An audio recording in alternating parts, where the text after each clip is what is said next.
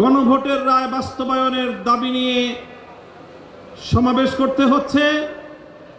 আমি মনে করি এটি বর্তমান ক্ষমতাসীন সরকারের জন্য লজ্জা এবং পরিতাপের বিষয়। কোনো ব্যক্তির ব্যক্তিগত সম্মানের দিকে তাকিয়ে আমরা আমাদের মুখ বন্ধ রাখতে পারবো না। আমরা স্পষ্ট ভাষায় বিএনপিকে লাল কার্ড দেখাবো। শুধু বাংলাদেশ নয়, বিশ্ব ইতিহাসে যতগুলো রাষ্ট্রে গণভোট এবং রেফারেন্ডাম হয়েছে, আজ অবধি কোন গণভোট এবং রেফারেন্ডামের সঙ্গে কেউ গাদ্দারি করে নাই। যদি আপনারা না পারেন, ব্যর্থতার দায় স্বীকার করে আমাদেরকে দায়িত্ব প্রদান করেন। আমরা হরমুজ প্রণালী থেকে বাংলাদেশের তেলবাহী জাহাজ মুক্ত করে বাংলাদেশের জ্বালানি সংকট নিরসনে ভূমিকা পালন করতে প্রস্তুত রয়েছি। আমাদেরকে গণভোটের রায় বাস্তবায়নের দাবি নিয়ে সমাবেশ করতে হচ্ছে। আমি মনে করি এটি বর্তমান ক্ষমতাসীন সরকারের জন্য লজ্জা এবং পরিতাপের বিষয়। তাদের জন্য একটি কলঙ্কজনক অধ্যায়।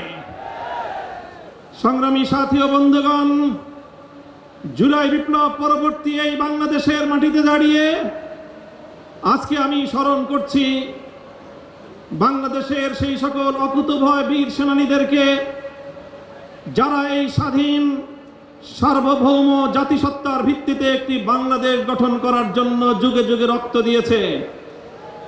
সেই ব্রিটিশ বিরোধী আন্দোলনে 1831 সালের বালাকোট, 1857 সালের সিপাহী বিদ্রোহ, শামেলির রণাঙ্গন থেকে শুরু করে 1947 সাল পর্যন্ত যারা রক্ত দিয়ে, জীবন দিয়ে ভারতীয় আধিপত্যবাদ থেকে এই পূর্ববঙ্গ নামক বাংলাদেশের একটি স্বাধীন মুসলিম জাতিসত্তা গঠনের জন্য সংগ্রাম করেছিল। বিংশ শতকের গোড়ার দিকে 1905 সাল থেকে বঙ্গভঙ্গ থেকে কলকাতা এবং দিল্লির আধিপত্যকে যারা মানতে অস্বীকৃতি জানিয়ে রক্ত দিয়েছে, জীবন দিয়েছে, 1921 সালে এই বাংলাদেশের মানুষের শিক্ষা দীক্ষা সহ সার্বিক উন্নয়নের লক্ষ্যে যেই ঢাকা বিশ্ববিদ্যালয় প্রতিষ্ঠার পিছনে যারা অবদান রেখেছে, এরপরে 1947-এ একটি নতুন রাষ্ট্র পাওয়ার পর 24 বছর পর্যন্ত যারা জুলুম এবং বৈষম্যের বিরুদ্ধে লড়াই করেছে, সর্বশেষ 1971 সালে মহান মুক্তিযুদ্ধের মধ্য দিয়ে বাংলাদেশকে একটি বৈষম্যহীন স্বাধীন রাষ্ট্রের গড়পত্তন করার জন্য তারা একটি পরিবেশ তৈরি করে দিয়েছে। এরপরে 1971 সাল থেকে 1990 সাল, 90-এর অভ্যুত্থান সহ ধারাবাহিকভাবে বাংলাদেশের ন্যায়, ইনসাফ এবং জনগণের অধিকার প্রতিষ্ঠার সংগ্রামে অনেক রক্ত এবং ত্যাগ স্বীকার হয়েছে। বিগত ফ্যাসিবাদী স্বৈরাচারী শেখ হাসিনার আমলে 2009 সালের পিলখানা ট্রাজেডি, 2013 সালের শাপলা চত্বরের নবী প্রেমিকদের অকাতরে রক্তদান, 2013 সালে আল্লামা দেলোয়ার হোসেন সাঈদী রহমতুল্লাহ আলাইহির বিরুদ্ধে একটি কল্পিত রায়ের মাধ্যমে কোরআন প্রেমিক তাওহীদি জনতার উপর যে আক্রমণ করা হয়েছে, পাখির মতো গুলি করে প্রায় শতাধিক কোরআন প্রেমী তাওহীদি জনতাকে হত্যা করা হয়েছে। সেই সকল বীর শহীদান 2021 সালে মোদী বিরোধী আন্দোলনে হেফাজতে ইসলামের নেতাকর্মীদেরকে হত্যা করা হয়েছে। 2024 সালের জুলাই বিপ্লবে 1,500 বাংলার তামাম সন্তানদেরকে গুলি করে পরিকল্পিতভাবে হত্যা করা হয়েছে। রক্তের সাগর পাড়ি দিয়ে 36শে জুলাই, 5ই আগস্ট 24 সালে বাংলাদেশ নতুনভাবে মুক্তি এবং স্বাধীনতা লাভ করেছে। জুলাই বিপ্লবীরা ঘোষণা করেছিল আগামীর বাংলাদেশ গঠিত হবে 1947 সাল, 71 সাল এবং 2024-এর ঐতিহাসিক বিজয়ের উপর ভিত্তি করে। তাই আজ যারা মনে করেন কেন আজকে বাংলাদেশের আলেম সমাজ কেন আজকে বাংলাদেশের ইসলামপন্থীরা, কেন আজকে বাংলাদেশ খেলাফত মজলিস জুলাই বিপ্লবের পক্ষে এভাবে মাথায় কাফনের কাপড় বেঁধে রাজপথে নামতে চায়? যাদের মনে দ্বিধা সংশয় রয়েছে, আমি তাদেরকে বলতে চাই, আমরা জুলাই বিপ্লবের আকাঙ্ক্ষা জন্যই বাস্তবায়ন করতে চাই।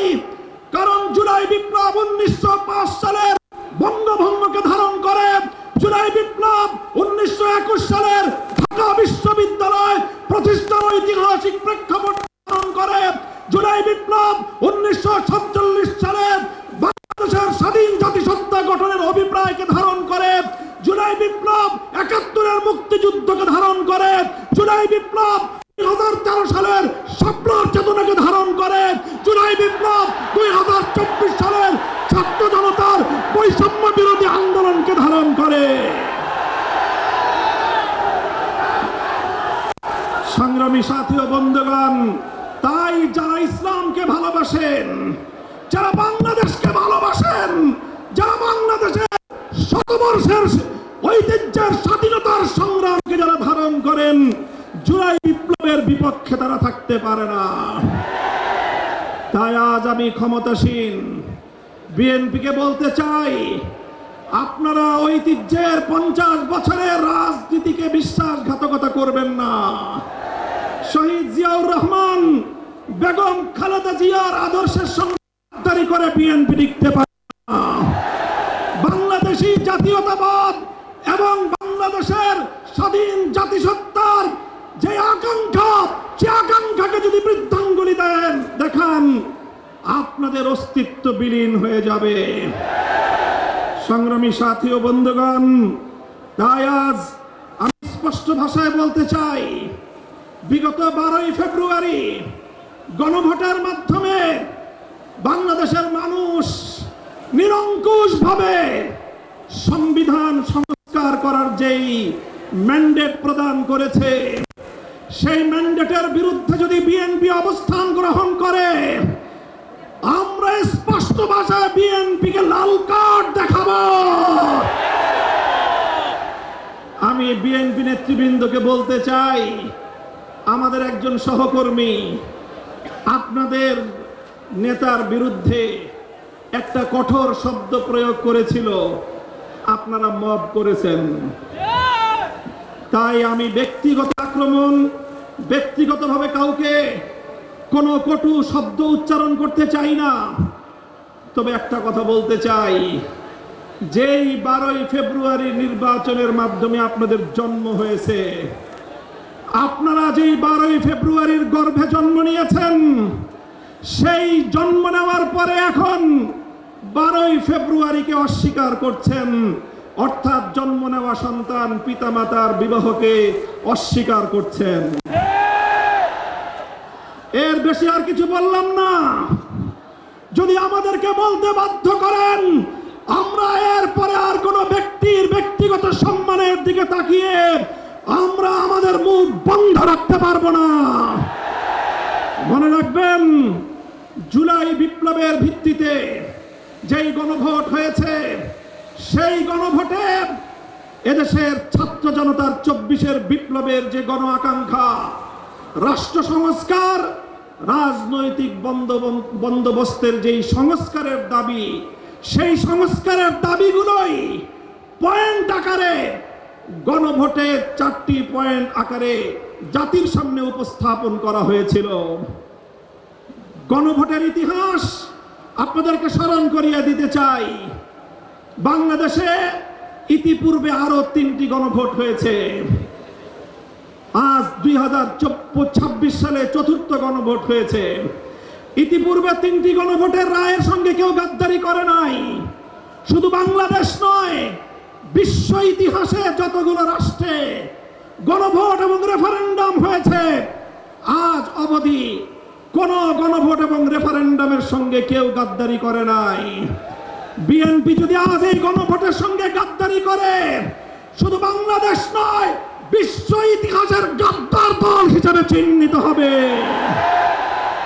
আমরা পরিষ্কার ভাষায় বলতে চাই, তাই গণভোটের রায় কার্যকর করার জন্য সংবিধান সংস্কার পরিষদ গঠনের যে ম্যান্ডেট বাংলাদেশের জনগণ দিয়েছে, সেই সংবিধান সংস্কার পরিষদ বাস্তবায়নের মাধ্যমে সংবিধান সংস্কার করে জুলাই বিপ্লবকে সংবিধানে ধারণ করতে হবে। আমরা মাননীয় প্রধানমন্ত্রী তিনি দেশের মানুষকে এখন বলে বেড়াচ্ছেন জুলাই সনদকে অক্ষরে অক্ষরে বাস্তবায়ন করবেন। এটি আপনার একটি প্রতারণামূলক কথা। আপনারা জুলাই সনদ নয়, বরং আপনাদের নোট অফ ডিসেন্ট আপনারা বাস্তবায়ন করতে চান। আপনারা বিসমিল্লাহির রহমানির রহিম সংবিধানে আল্লাহর উপর অবিচল আস্থা এবং বিশ্বাস, রাষ্ট্র ধর্ম ইসলাম, এগুলোকে সংবিধানের মূল নীতি হিসেবে স্থায়ীভাবে জায়গা দিতে চান না। আপনারা এমন ভাবে এগুলোকে সংবিধানে রাখতে চান যে কোনো মুহূর্তে আবার খায়রুল হকদের মতো কোন বিচারপতি কলমের খোঁচা দিয়ে এগুলোকে সংবিধান থেকে মুছে ফেলতে পারে।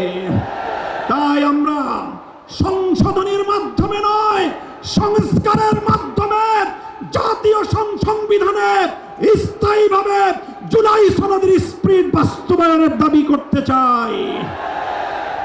আমরা পরিষ্কার ভাষায় বলি, আজ বাংলাদেশের ক্ষমতাসীন মহল বিভিন্ন ক্ষেত্রে ব্যর্থতার যেই মহা প্রদর্শনী করে চলেছে, কূটনৈতিক ব্যর্থতা আজকে তাদের দিবালোকের ন্যায় পরিষ্কার।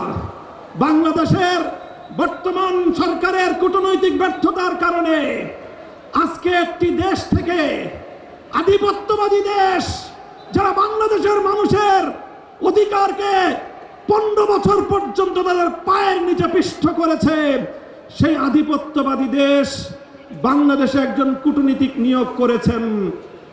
বিশ্ব ইতিহাসের সকল কূটনৈতিক সভ্যতা এবং ভদ্রতার শালীনতাকে, রেওয়াজকে উপেক্ষা করে তাদের একজন দলীয় এজেন্ডা বাস্তবায়নকারীকে বাংলাদেশে সেই বিজেপির দলীয় এজেন্ডা বাস্তবায়ন করার জন্য কূটনৈতিক হিসেবে বাংলাদেশে নিয়োগ দিয়েছে। অথচ বাংলাদেশ সরকার এটার কোনো প্রতিবাদ জানায় নাই। আমরা পরিষ্কার ভাষায় বলতে চাই, আমরা ভারত রাষ্ট্র এবং তার জনগণের সঙ্গে বাংলাদেশ সমতার ভিত্তিতে কূটনৈতিক সম্পর্ক স্থাপন করতে চায়। বাংলাদেশকে বিজেপির কোন দলীয় ফোরামে পরিণত করতে দেব না। বাংলাদেশের বর্তমান সরকারের কূটনৈতিক ব্যর্থতার কারণে হরমুজ প্রণালীতে বাংলাদেশের তেলের জাহাজগুলো বারবার আটকে যাচ্ছে। বন্ধুপ্রতিম দেশ ইরান বাংলাদেশের সঙ্গে বন্ধুত্বের হাত বাড়িয়ে দেয়, কিন্তু বাংলাদেশ চরমভাবে কূটনৈতিক ব্যর্থতার পরিচয় দিয়ে এখনো পর্যন্ত হরমুজ প্রণালী থেকে একটি জাহাজ অবমুক্ত করতে পারেনি। যদি আপনারা না পারেন, ব্যর্থতার দায় স্বীকার করে আমাদেরকে দায়িত্ব প্রদান করেন। আমরা হরমুজ প্রণালী থেকে বাংলাদেশের তেলবাহী জাহাজ মুক্ত করে বাংলাদেশের জ্বালানি সংকট নিরসনে ভূমিকা পালন করতে প্রস্তুত রয়েছি। আপনারা কি করবেন, কি করছেন? বাংলাদেশ ব্যাংকের গভর্নরের পদ দখল করেছেন। বাংলাদেশের গোটা ব্যাংক সেক্টরকে দুর্বৃত্তদের হাতে তুলে দিয়েছেন। এভাবে ব্যাংক সেক্টর থেকে আবার দুর্বৃত্তপনার মাধ্যমে বাংলাদেশটাকে আপনারা ধ্বংস করার পায়তারা করছেন। আপনারা দুর্নীতি দমন কমিশন থেকে বিচার বিভাগ পর্যন্ত রাষ্ট্রীয় প্রতিটি প্রতিষ্ঠানকে দলীয়করণ করার পায়তারা করছেন। আমাদের আখেরি পয়গাম, বাংলাদেশ ইনশাআল্লাহ আর কোনোদিন সেই একদলীয় বাকশাল তন্ত্র অথবা বিএনপি তন্ত্রের যুগে ফিরে যাবে না।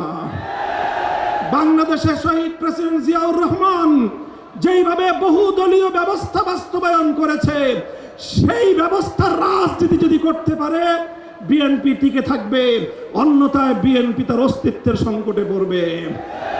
সংগ্রামী সাথী ও বন্ধুগণ, আমাদের আখেরি পয়গাম, যেভাবে গত দুদিন ধরে বাংলাদেশের বিভিন্ন শিক্ষাঙ্গনগুলোতে, ঢাকা বিশ্ববিদ্যালয় সহ বিভিন্ন শিক্ষাঙ্গনগুলোতে অস্ত্রের ঝঞ্ঝনানি শুরু করেছেন, স্থানীয় ছাত্র নেতৃবৃন্দের উপর যেভাবে ছাত্রলীগের হেলমেট লীগের মতো ভূমিকায় অবতীর্ণ হয়েছে, এই ধারা যদি অব্যাহত থাকে এর দায় সম্পূর্ণ সরকারকে গ্রহণ করতে হবে।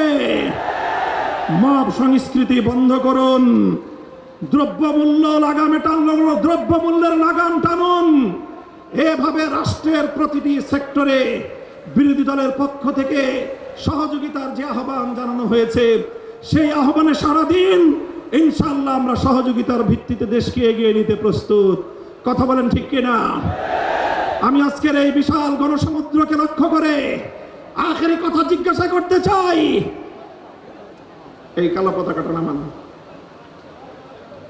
আমি আপনাদেরকে বলতে চাই, আজ গণভোটের রায় বাস্তবায়নের জন্য বাংলাদেশ খেলাফত মজলিস যে ডাক দিয়েছে, এটি আমাদের সর্বশেষ কর্মসূচি নয়। আজ হলো আমাদের গণভোটের রায় বাস্তবায়নের জন্য কর্মসূচির যাত্রা শুরু। এই কর্মসূচি নিয়ে আমরা বাংলাদেশের প্রতিটি প্রান্তে প্রান্তে ছড়িয়ে যাব।